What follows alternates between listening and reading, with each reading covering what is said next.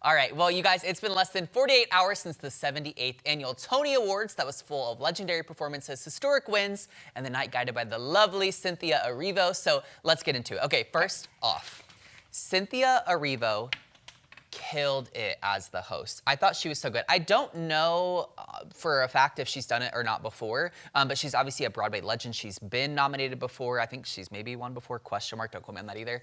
But she did so well. She performed 3 different times Sunday night. It was so good. She opened the show with this super incredible number that was just so well performed, and then she did a special performance I'll get into in a second with Sarah Bareilles, and then she ended the show with this crazy good performance as well. She's just so talented, and I feel like, you know how we always talk about, like, seeing who's gonna host these award shows is always really fascinating because you're like, are they gonna be cringy? Are they gonna be like a little pushy? Like, Cynthia, I think, was just the perfect fit for Broadway, especially this year.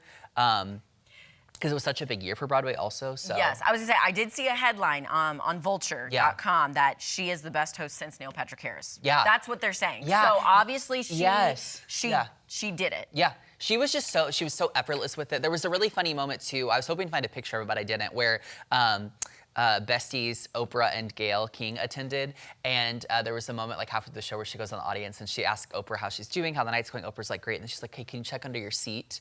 And so she pulls out this bag, and Oprah's like, what is this? And Cynthia's like, well, open it. And it was like a little toy car, and she was like, you get a car. I've always wanted to say that. And I thought that was so funny. I was like, flip it and reverse it on Oprah. That's what I love to see. And you get a car. Yeah, it was so good. Okay, so another standout moment of the night that I know a lot of Broadway fans were looking forward to was Hamilton, which kind of like broke so many records and did so much for the Broadway industry by, of course, the famous Lin-Manuel Miranda. They had their 10-year reunion. It was 10 years since Hamilton hit Broadway, so they had this fantastic performance with the original cast, which I don't think any of them are actively performing with the show currently, even though it's still running. Yeah. But oh my gosh, it was spectacular. You saw Leslie Odom Jr. and Lin-Manuel, who kind of fronted the show in the beginning. Ariana DeBose, that she was in the ensemble, which I didn't know of the original cast, so then she was kind of there just like doing her little dancing thing, which is incredible. Jonathan Groff, who played the king, he made a little cameo. It was just so well done. And I was thinking about like two years ago maybe, Hamilton was on tour and came to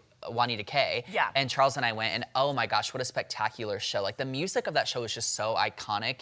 And what Lin-Manuel Miranda was able to do for the Broadway world with the music of it is crazy. Yeah. And you could just tell, like, people are still so excited about that performance and the music that it's bringing 10 years later. A decade later, it's still a cultural phenomenon. Yeah. It's still running. Like, that is the power of live theater and just everything about a live performance and the music. Well, and it speaks to, like, you know, we have so many iconic shows that whether you like Broadway or not, that have just really stood the test of time, right? So I think it's almost harder in a sense in that way for these newer shows to really make a stamp.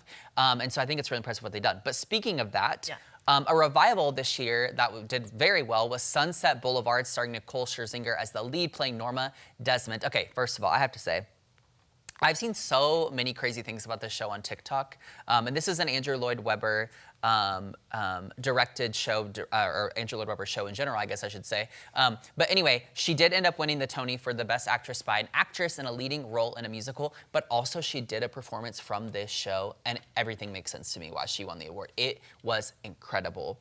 But one thing people may or may not know about Nicole Scherzinger is, like, she's wanted this for a very long time, to be on Broadway and really kind of like step into that world.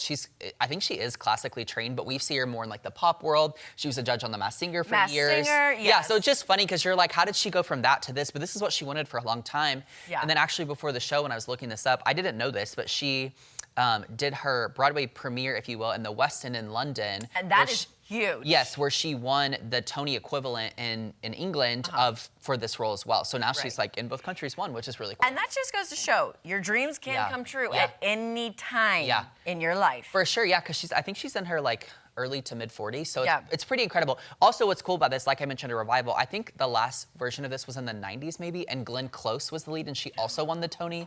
So I'm like, to be able to follow up 30 years or whatever it's been later, her incredible performance of that is like a huge feat in of itself. Yeah. So, well, and Nicole Scherzinger, can't say that words one, are so hard. Nicole, she beat out Audra McDonald. Thank you, Audra McDonald, which Audra was already a shoo-in. I mean, she's won so many times before, but that was kind of an unexpected win for the night. I would say so, yeah. So Audra McDonald, like, what's so fascinating about her is she is quite literally in a league of her own when it comes to the world of Broadway. She's incredible. If you think of Broadway, you probably think of her. She has literally beat her own record at this point. Like, she's in, like I said, a league of her own because she's competing against herself. Yeah. While she didn't win, she did perform, and I think we have some pictures of this, but she performed a number from her show Gypsy. She plays Rose, which is like the lead, Mama Rose.